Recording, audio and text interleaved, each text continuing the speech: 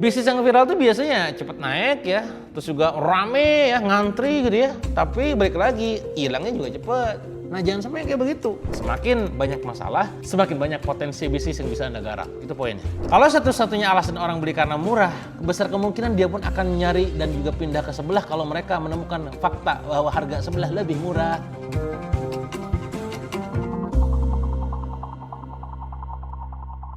Kalau masih cari peluang bisnis yang kayak gini di tahun 2026, ini siap-siap tumbang bisnis Anda. Jadi teman-teman, banyak di antara kita di luar sana orang-orang yang memang pada akhirnya bertanya dan pengen bisnis, tapi selalu jadi rujukannya itu adalah apa yang memang sekiranya sekarang lagi viral gitu ya. Apa yang sekiranya itu bisa balik modal cepat ya. Apa yang sekiranya modalnya juga minim ya. Dan apa yang lagi rame nih di TikTok gitu ya. Ini menjadi sebuah pertanyaan awal ketika seseorang pengen jadi pebisnis. Apakah salah? Tidak salah. Cuman kalau cuman sekedar itu yang dijadikan sebagai rujukan untuk indikator, ini akan jadi buat bumerang buat kita yang jangan sampai nantinya ujung-ujungnya adalah tumbang. Padahal di tahun 2026 ini biaya ini makin naik, margin itu makin tipis. Konsumen itu makin selektif, makin banyak kompetitor yang sejenis. Nah, apalagi data dari World Bank menyebutkan bahwa ketidakpastian ekonomi global dan tekanan biaya masih berlanjut hingga tahun 2026. Itu artinya akan sangat banyak hal-hal yang memang terjadi yang mungkin di luar kendali kita. Kalau dalam namanya makroekonomi misalkan, ada sebuah analisa namanya adalah PEST analysis. PEST. P itu adalah political. Di mana apa unsur politik yang akan berpengaruh kebijakannya pada bisnis kita. Kedua adalah ekonomi. Ekonomi. Ekonomi itu apa kebijakan ekonomi? Misalkan kayak tadi harga bahan baku naik ya, kebijakan pajak misalkan ataupun biaya cukai dan segala macam akan berpengaruh. Sosial. Contoh ketika misalkan kita melihat saudara-saudara kita yang kemarin di Sumatera, di Banda Aceh pada banjir bandang gitu ya, itu pasti berpengaruh dengan kondisi ekonomi. Saya pribadi punya tim di sana, sedang berjuang untuk bisa berjualan laris manis, tapi ya curhat gitu ya. Kang, di sini jangankan untuk berjualan, sinyal aja sulit. Menjadi faktor yang di luar kendali kita. Dan teknologi, mungkin sekarang adanya AI, mau gak mau Anda harus bisa masuk ke dalamnya. Gak bisa Anda menghilangkan itu dalam arti aku anti AI, gak mungkin. Karena semua orang sudah menggunakan itu ya. Mereka yang bertumbuh hebat tuh menggunakannya. Nah ini yang dimaksud dengan Anda tuh kudu mengantisipasi itu. Bahkan di titik yang di luar kendali Anda gitu. Kan 4 poin tadi bukan kendali Anda. Faktor politik, ekonomi, sosial, teknologi itu di luar kuasa Anda gitu. Nah, tapi apa yang harus Anda lakukan? Itu poin besarnya. Data dari McKinsey Global Consumer Survey menunjukkan bahwa konsumen kini lebih rasional, fokus kepada value dan kebutuhan inti, bukan lagi tren sesaat. Nah, maka baik lagi ya, mungkin Anda sekarang ada narasi-narasi baru apa, mungkin awal-awal untuk memantik, men-trigger, meramaikan FOMO boleh. Tapi balik lagi ke fundamental, ke rasionalnya. Saya beli handphone iPhone itu bukan sekedar karena gengsi doang. Mungkin awal iya, saya beli iPhone itu karena gengsi gitu ya. Karena, ini orang keren, cool gitu ya. Tapi ingat yang bikin saya tetap beli iPhone dari seri berapa ke seri berapa, itu karena fungsi juga. Kalau fungsinya ini apaan, kameranya burik misalkan, ininya gak jelas gini, saya gak akan repeat order. Faktanya apa, setiap kali iPhone buat seri baru kita beli, bener gak?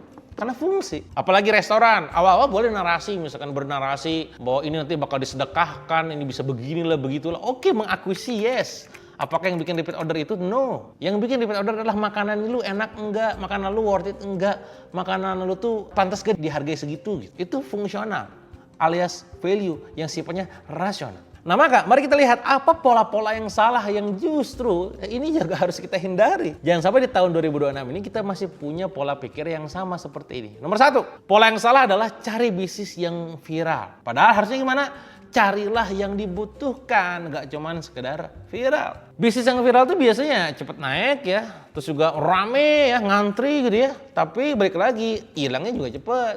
Nah jangan sampai kayak begitu. Konsumen yang datang cuma sekedar karena penasaran doang, itu yang viral di TikTok. Trigger mereka datang itu bukan karena butuh, tapi karena kepo, karena penasaran. Apa yang terjadi? Kalau Anda bisnis kuliner dicoba, apaan gak enak? Udah, gak datang lagi. Pelayanannya gak ramah apaan kayak gini. Nah maka sekali lagi, apakah salah? Tidak salah. Cuman kalau itu doang itu yang jadi masalah. Data dari CB Insight, 42% bisnis gagal karena tidak ada kebutuhan pasar yang nyata. Maka sekali lagi, apa masalah persisnya yang dihadapi oleh customer?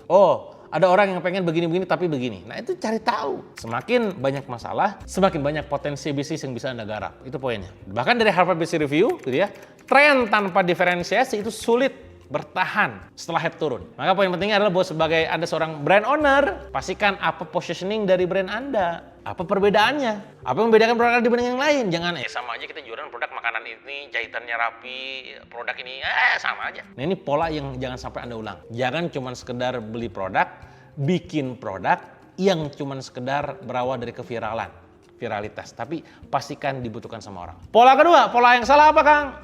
Cuman sekedar ngejar cepat balik modal, abis itu bingung. Banyak pebisnis yang mikirnya tuh tadi, yang penting balik modal dulu aja lah gitu ya. Kalau kurang matang plannya, tidak jelas forecastnya, bisa jadi pricingnya bisa ngasal, gagal. Boro-boro bisa sustain repeat order cepat ataupun katakanlah payback period cepat gitu ya. Yang ada mereka tuh nanti akhirnya nggak repeat order, ya, atau karena kemahalan, atau tadi jual murah, Anda laris tapi marginnya makin tipis. Anda harus punya jangka panjang, rencana jangka panjang. Proyeksinya, forecastnya harus dibikin. Small Business Administration, ada sebuah data yang menunjukkan pebisnis yang fokus jangka pendek lebih rentan tutup di 3 tahun pertama. Maka Anda nggak bisa hidup cuma sekedar untuk hari ini, besok, lusa. Anda harus pikirin tahun depan, tahun depannya lagi, harus pikirin. Mikirnya jauh, futuristik. 5 tahun ke depan bisa nemu kayak apa. Jangan sampai pada saat kita ketemu nih nanti misalkan di saat kopdar, saat workshop atau saat offline session gitu ya, ditanya misalkan pada saat gitu ya, gimana bisnis kamu? Ya alhamdulillah Kang, ya, stabil gitu. Lu bukan stabil, lu stagnan Mak gitu ya. Ini karena apa? Karena Anda tidak punya jangka panjang, rencana jangka panjang ataupun rencana 5-10 tahun ke depan. Data dari Nielsen gitu ya, profit jangka panjang didorong oleh repeat customer, bukan transaksi di awal doang. Nah itu harus dipikirin juga. Artinya pada saat bikin plan itu gimana caranya agar orang lain itu repeat order, supaya mereka nyaman, betah, gimana cara mereka tuh bisa ngomong ke teman-temannya, terus dipikirin retention rate-nya, referral sistemnya, harus dipikirin semuanya. Nah termasuk tadi sistem-sistem edukasinya seperti apa. Nah pola yang ketiga yang juga salah yang biasanya Anda lakukan adalah bisnis tanpa keunggulan, cuman sekedar ikut-ikutan. Bahkan kesalahan ini sudah saya tuangkan dalam buku 7 Kesalahan Fatal Pengusaha Pemula. Anda nanti kalau mau beli bukunya pantau aja terus ya di Instagram saya. Bahwa Anda itu cuma sekedar ikut-ikutan doang bikin bisnis. Gak punya yang namanya keunggulan, diferensiasi, added value kagak ada. Nah ini yang dijalanin kayak begini itu gak ada faktor alasan penting kenapa gua harus beli produk lu bahasanya. Ingat sekali saya bilang, sedikit beda lebih baik daripada sedikit lebih baik. Apa perbedaan Anda dibandingkan yang lain? Cerita behind the produknya apa? Jangan cuma sekedar main di harga doang. Michael Porter bilang bahwa bersaing hanya di harga menciptakan kompetisi destruktif. Artinya apa? Ya Anda bisa mati pada beneran. Kalau Anda gak mau mati dari harga, jangan sampai bermain harga. Harus ciptakan diferensiasi perbedaan yang orang lain nggak bisa contek. Banyak caranya ya, dari packagingnya, dari deliverynya, dari timnya, dari sistemnya, dari teknologinya. Banyak hal yang bisa Anda pikirin. Kalau satu-satunya alasan orang beli karena murah, besar kemungkinan dia pun akan nyari dan juga pindah ke sebelah kalau mereka menemukan fakta bahwa harga sebelah lebih murah. Nah jangan sampai Anda kayak begitu. Itu ada kesalahan fatal yang ketiga. Pola salah yang ketiga ya. Nah jadi peluang bisnis di tahun 2026 ini harus punya apa Kang? Nah satu, harus punya kebutuhan yang jelas dan repeat order yang tinggi. Ya, saya pribadi punya produk yang repeat ordernya tinggi di skincare, herbal, dan kosmetik. Kalau nanti Anda pengen dibina, di mentoring sama saya langsung, boleh nanti klik aja di deskripsi linknya.